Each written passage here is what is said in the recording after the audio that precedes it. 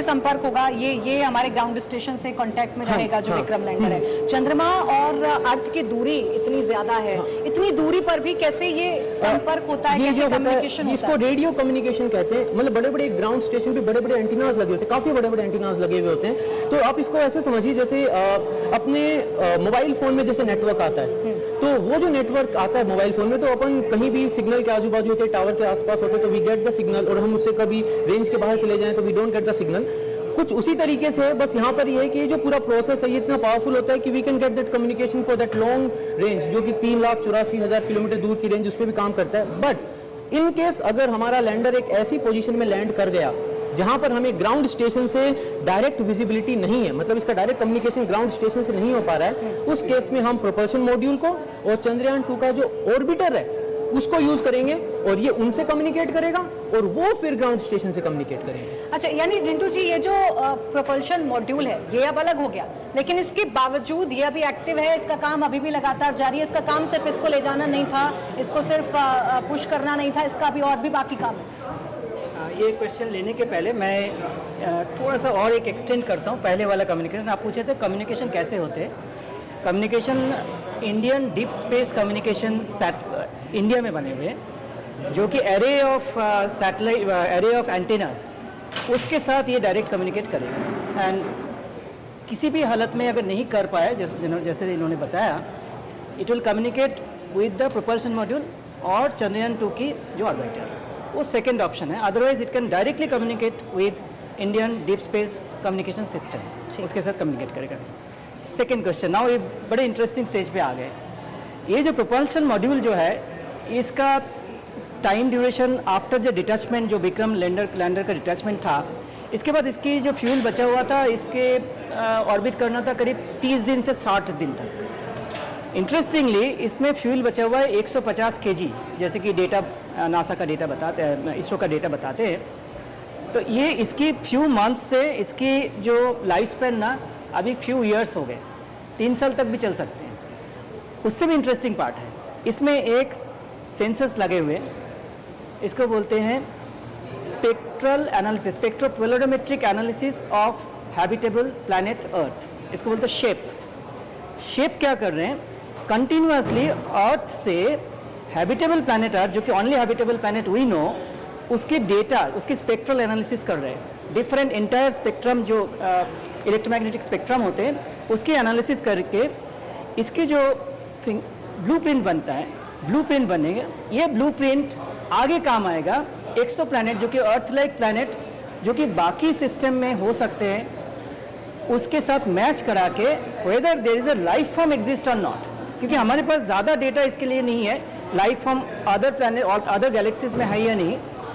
तो उसके जब फिंगरप्रिंट को, इसकी जो स्पेक्ट्रल एनालिसिस हो रहा है, स्पेक्ट्रोपोलरिमेट्रिक एनालिसिस होगा, अर्थ से जाएगा, उसके फिंगरप्रिंट जैसा यूज़ करा जाएगा एंड उसको मैच किया जाएगा। ये बड़े इंटरेस्टिंग स्टेज में चले गए। सो पहले लग रहा था कि इनकी काम जो लैंडर है इसको पहुंचाना है, डिटैच हो गई तो इसके काम ज़्यादा बचे नहीं, 1-2 महीने रहेगा जब तक कम्युनिकेट कर लेगा, वो भी रिडंडेंट कम्युनिकेशन। अभी लेकिन इसका शेप जो है, इसके एक न्यू लीज ऑफ लाइफ देते हैं। 2-3 साल बहुत है डेटा एनालिसिस के लिए, एंड ये हो सकता है कि बहुत फार रीचिंग इसकी रिजल्ट आ सकते हैं। भारत पर पूरी दुनिया की नजर रहती है। अब ये चंद्रयान 3 को, इसके अगर कॉस्ट के बारे में कहा जा रहा है तो चंद्रयान 2 से भी कम में इसे हम भेजने में कामयाब रहे हैं। ये कैसे संभव कर पाता है भारत? देखिए, इसमें जो ईंधन हमने यूज़ किया है और बहुत ही सस्ता वाला हमने यूज़ किया है, जैसे अमेरिका वगैरह यूज़ करते हैं तो बहुत महंगे से, और उन्होंने जैसे रशिया ने बहुत जल्दी पहुंचा है, हमने पूरा ऑर्बिट में चक्कर लगा के धीरे धीरे हर एक कदम जो है फूक हमने निकाला है। तो इसलिए हमारा कॉस्ट जो टेक्निकली जो इसमें इक्विपमेंट्स लगे वो भी कम कॉस्ट है। और इसके अलावा हमारा जो साइंटिस्ट है, जो इंडिया में जो काम कर रहे हैं, जो साइंटिस्ट है, अमेरिका जो काम कर रहे हैं साइंटिस्ट से भी बहुत कम रेट है इनका, जो सैलरी वाइज अगर देखा जाए वो भी बहुत कम है, तो इसका कॉस्ट नेचुरली कम होगा। अच्छा, यही सवाल रूस को लेकर अब हर किसी के जहन में है कि रूस इतना पैसा भी खर्च करता है, रूस पावरफुल देश भी है, उसका चंद्रयान जाते जाते लूना 25 क्रैश हो गया, भारत अभी भी उस रेस में शामिल है, भारत तेजी के साथ दौड़ भी रहा है और पूरी उम्मीदें हैं कि भारत वहां पर सेफ लैंडिंग कराएगा और चांद पर क्या है ये पूरी दुनिया को भारत दिखाएगा। क्या दोनों में बेसिक अंतर है, लूना 25 जो रूस ने भेजा और जो चंद्रयान 3 जो हम भेज रहे हैं उसमें?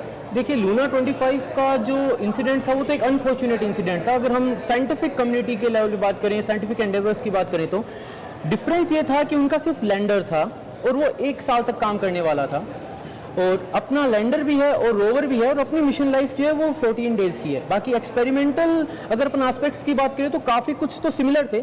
उनके पास एक और चीज़ ये थी कि उनने एक क्रेन टाइप का स्कूप निकालने का सिस्टम भी बनाया था जो उनके साथ अटैच गया था, जो कि चांद की मिट्टी को इकट्ठा कर उसका एनालिसिस करने वाला था।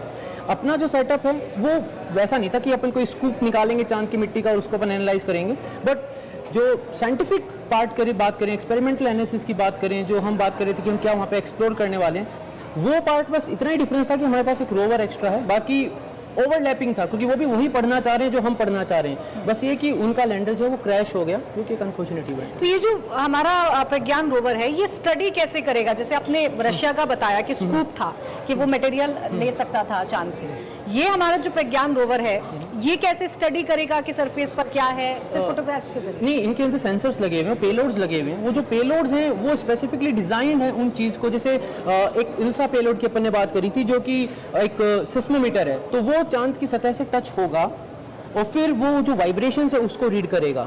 तो ऐसे अलग अलग पेलोड्स बने हुए हैं। इसके अंदर भी पेलोड्स हैं जो कि चांद के सतह के आसपास प्लाज्मा का जो एनवायरनमेंट होता है, जो हाई एनर्जी पार्टिकल इकट्ठे हो जाते हैं, क्योंकि सूरज की जो रोशनी आ रही है, धरती पे जो सूरज की रोशनी आती है ना, वो अपना एटमॉस्फेयर काफ़ी कुछ उसमें से हाई एनर्जी को निकाल देता है, जो अपना अल्ट्रावायलेट रेडिएशन है। चांद के पास ऐसी प्रोटेक्शन नहीं है, तो जब वो हाई एनर्जी रेडिएशन आता है तो वो चांद की सतह के पास में एक हाई एनर्जी पार्टिकल की एक लेयर बना देते हैं जिसको प्लाज्मा कहते हैं, तो उसकी स्टडी करेगा। तो वो सारे इक्विपमेंट्स इनके अंदर, एक्सपेरिमेंटल सेटअप्स इनके अंदर लगे हुए हैं।